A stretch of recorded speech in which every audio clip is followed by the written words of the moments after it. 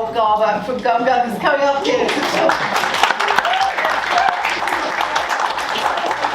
I tasked Rob with saying, let's look at a bit of technology. Let's look at a strong example of who's doing it well. So contextual and attention intelligence technology, also looking at the human-like understanding. It's that perfect marriage, or is it? Rob, over to you. Take it away. Thank you very much. Good morning. I also want to say thank you very much for Sphere, the digital voice, for putting this on. A really great event, so hopefully you're going to learn a lot more. I'm going to say that I'm not an expert in AI. I'm the person who put up a red if I had one. Quite a few people in the panels actually put up reds as well. And I think I'm probably a red and a green where I can see a lot of value. I'm also concerned. I have a 7-year-old daughter coming into the world, social networks, AIs and things like that kind of concerns me. So I'm both on that side. In terms of what I wanted to talk about today, it's really about how GumGum uses AI. I wanted to show you use cases. So I'm going to try and not make it a pitch, but to be able to tell you about how we use AI and the value of it and what the difference between a human and machine is, I need to be able to explain what it is. But the first thing we're going to do is we're going to go straight into a game. It's a Wednesday morning, it's a little bit grizzly outside, so let's get interactive. It's not going to be through any form of tech, it's going to be by raising your hands. So we're going to do a human style kind of test. What we're going to be doing is humans versus tech. You, everyone here, are the humans, and the tech, well done, unless anyone is not a human in there. It's 10 years time conference. And the tech is something called AIP, which is from an attention technology, which is from Playground XYZ, a company we recently bought. This technology I probably need to introduce to you before you compete against it. So just to give you a very quick overview, AIP, don't worry about the text, I'll give you a bit of an overview. Effectively is a global panel of opted-in users that have downloaded the attention AIP technology onto their browser, and then they're passively consuming everything what they're doing of these tens of thousands of people and where they're consuming content. So when they're on their mobile phone, on their laptop, on their iPad, whatever they're doing, we're understanding it. We're picking up 40 data signals on that. What's the ad cluster on the page, the kind of the length of the article, the time of the day, the weather, the scroll velocity, all of these different things. We can then start understanding where people look in different environments and where ad units get the highest attention, because I think there's no rocket scientist that needs to kind of prove it. If you look at an ad, you're more likely to do ad recall. So this is what this technology does.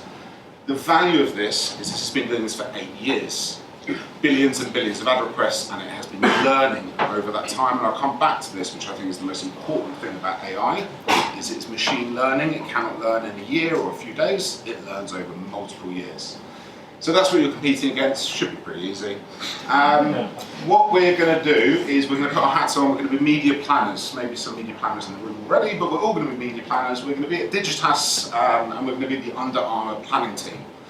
We've got this beautiful creative. The first time ever we actually see the creative before we distribute our media plan, which I know I used to work at agency side, we don't normally see that. We've got Anthony Joshua there promoting his boxing. We've got a lovely range of their clothing. What I'd like you to do, if you're planning this, what would be the content or the websites that you would reach out to? Because you believe, naturally, that this should perform better if I book with these kind of websites. So I'm going to ask for a raise of hands. I'm going to do this quite quickly because I've only got 10 minutes, which is why I'm talking very fast.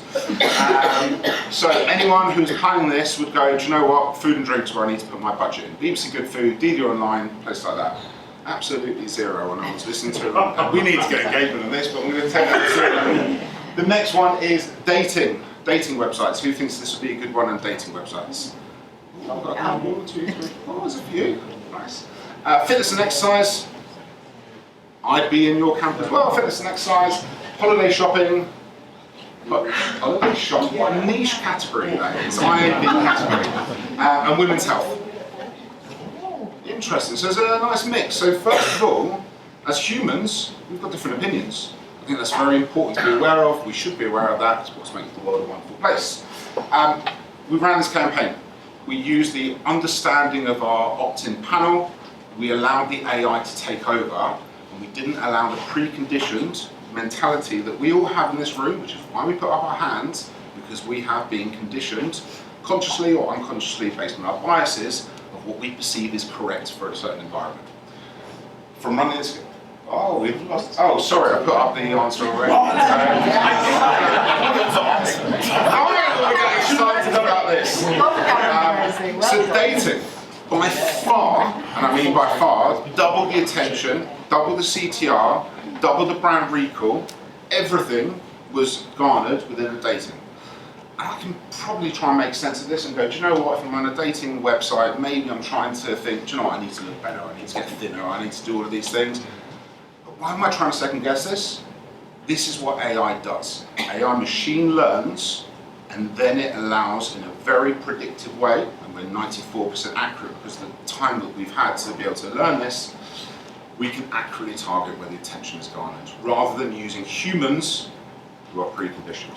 So we're going to do 2 more of these. Next one is Visa. So you're now working over at Publicis, running this campaign. It's a very general campaign in terms of payment methods. Who thinks console games would be the best one? Who thinks entertainment? Couple of hands up. Personal debt? Couple of hands. Sustainability? Spirituality. Spirituality and travel insurance. I'll be honest, there was a smattering of everything there, which just shows, as humans, again, we make different decisions. Interesting in this one, entertainment. So it just proves that there isn't much logic behind the planning and delivery of attention because we are not able to predict it.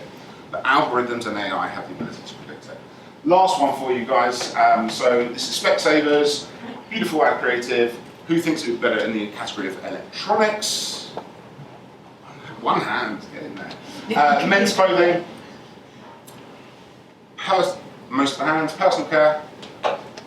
Personal care is probably leading the other one, and space and astronomy. Vacation property. No, mixture of all of them. Yay! Space and astronomy. And it is hard to do it. So, everyone's in this room has done it because you're human. You've tried to create the logic. Why? Well, I tried to do that last night. Okay, so maybe it's older people, glasses, and kind of making really bad assumptions here, and probably not correct. But I'm trying to make an assumption. And what I'm trying to prove here, humans make assumptions. Humans are conditioned and they are biased based on what they do. They definitely inform machines, but you need to let machines take over for them to be able to do their magic and work and deliver a campaign in our world to the best of its ability, rather than letting a human have their preconditioned views on that. So, that was all about attention AI, and this is a very shallow deep dive in terms of kind of our tech, and if anyone wants to have a conversation afterwards, I'd be very happy to do so. We talked about context. Context is really important to deliver the right message based on the AI delivering that. How do you make sure the context of what you're doing is truly the correct context? If anyone buys or sells digital advertising here, you are selling billions of or seeing billions of ad requests every single day. I'm pretty sure a human cannot look at every single page and go, yes, that IB category that I targeted, sports or whatever vertical, is exactly where I delivered the campaign. You trust the technology that already exists at the moment. But how do you trust the technology is good? And this whole part is very much about everyone in the future is going to have AI. Everyone is going to offer you an AI solution. How do humans understand what is the best AI solution in the market? What we have from a contextual signal perspective is a tool called Verity, which in Japanese is the source of the truth. What it does, like no other technology in the market, is it scans a page like a human would. So what would a human do when you're going onto your favorite website? You would read the context of the article, you would understand it like a human would, you would understand the sentiment, if it's negative, positive, if it's funny, if there's humor. That's the way that you would consume text. Also, you would consume the audio within that. The transcript, you can understand that, the video, and you could also understand anything else within that environment. What we do is 2 machine model learning solutions. Computer vision and natural language processing. Computer vision is taking this image, pixel by pixel, and understanding exactly what is going on within that. To the nth degree where we can tell if a tyre is a Goodyear or a Pirelli tyre. Also, computer vision on video and this is very interesting for CTV, is the ability to understand a video is just still images that have been put together as a sequence to form a video. If you can understand that sequence of images, you can understand what is brand safe and what is not brand safe. This is how a human would look at it, but you need AI to be able to do that at scale. And that's something that we do at scale on every single billion ad request that we see. And why is it important? Who in this room has worked, sold, or bought a campaign using keyword block lists?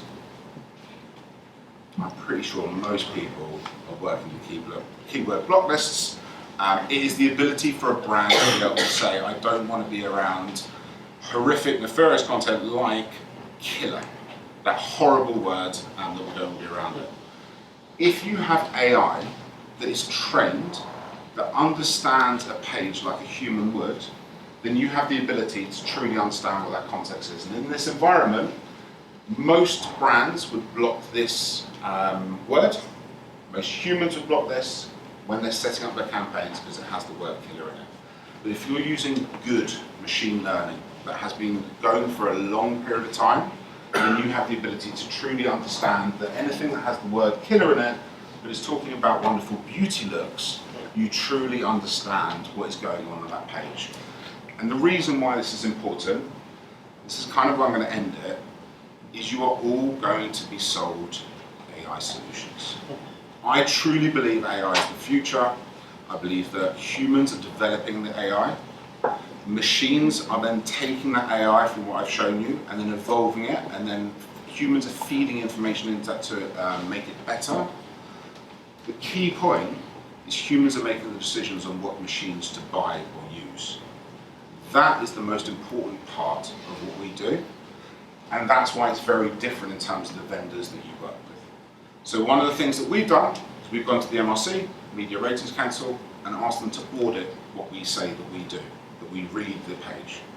Thankfully, after 2 years and a major investment into that auditing, we are the only ad tech vendor in the open web that has the MRC accreditation to understand text, image, audio, and video.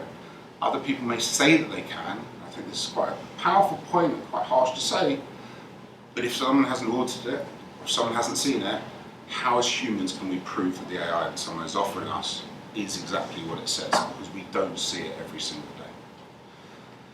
I know that was very much a whistle-stop tour. I only had 10 minutes, I talked very fast. And I know it's slightly a salesy pitch, but I wanted to set the scene of kind of talking about how we use AI, what the value of it is, and if there's two things I want to leave you with today, in terms of how do I ask the right questions to make sure that I am validating the tech that I'm buying is right. The first one is what you're doing today. Lean into these conversations. I'm really looking forward to the panels to learn a lot more from them so I can be educated myself. And the second thing is tenure. If you have a company that comes to you and says, I have AI that's been built 6 months ago and it's amazing and it's accurate, they're lying. It's not. Our machine will not be 100% accurate. It's taken GumGum Verity 14 years to be 97% accurate, and Playground XYZ's attention 8 years to be 96%, 94% accurate. That is what machines are all about. It takes time, so please also validate that side. That's it. Thank you. When it comes to the questions, we've got a couple of minutes for questions. I've got one though. Will you just talk then about what humans can do and how, because humans are able to inform machines, there were your top tips. What shouldn't they do when are humans doing things that potentially then can have a negative impact on how they inform machines? I'm thinking about this one. Honestly, there's certain things about AI that concerns me. Obviously, having any form of AI for a negative experience is a bad thing. If you think about ChatGPT, they have multiple different business units. One of them is obviously about creating audio, another one is creating potentially a bot that can then transcribe that audio, and then you see these deep fakes of people like Elon Musk and people like that. That's the part that concerns me. So AI for good is the most important part, but how do you control that? I don't know if you can. And I think as well, you said it as well, we don't believe the hype, don't believe the late starters with all their false promises. Coming to the audience, any questions for Rob?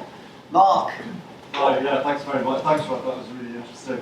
I have a slightly, I don't know if this is a boring question or not, but I'm a boring man. I'm quite old, so I remember the dot-com boom in the late 90s. Yeah. And then I remember subsequently after that Google's rise. And you know, for a long time we were being controlled by the stuff that we were getting when we put something into a search engine. Because you know, people were paying to be sort of ranked higher. And how can you prevent big business, big tech, from taking over the AI in a way and controlling it so that we, the user, have more limited choice? That is a very valid question. And I think the first thing is humans are building the AI. So if humans are biased in their opinion, and I think we've heard things about Google search and things like that, which is AI based, humans are going to inform the AI and effectively allow it to go, kind of manipulate the information that's provided by that human that was biased first of all. The way to kind of move away from that is first of all the ethics of a company. That has to be the most important thing. You can't change the ethics of a company, unfortunately. So be very wary of the ethics of the company you're investing in.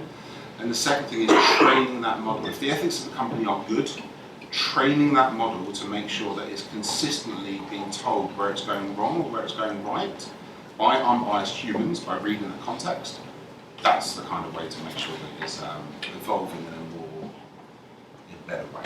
But yeah, that's a big concern. But do you see it going through a period of being a kind of Wild West as it grows? We're regulation comes in and takes We're in a Wild West. We are. You speak to anyone, everyone's got a contextual solution. Everyone's looking about the deprecation of the third-party cookie. If they don't, and if I worked at another company, I would also have that solution. You will die. Because you need either third-party cookies or the ability to target contextual environments. Everyone's going to offer it. It is a Wild West. Which is why it's down to you guys to make sure that you kind of ask questions. I will plug one thing. We've created a GumGum. We've created a GumGum University, which is free if anyone wants to kind of Google it and have a look. And it's effectively the 5 questions you need to ask vendors about their contextual solutions. It's GumGum branded. It's nothing about GumGum. So please do if you want to. I think that's the big takeaway: is that humans inform machines to be informed. Thank you very much, Rob.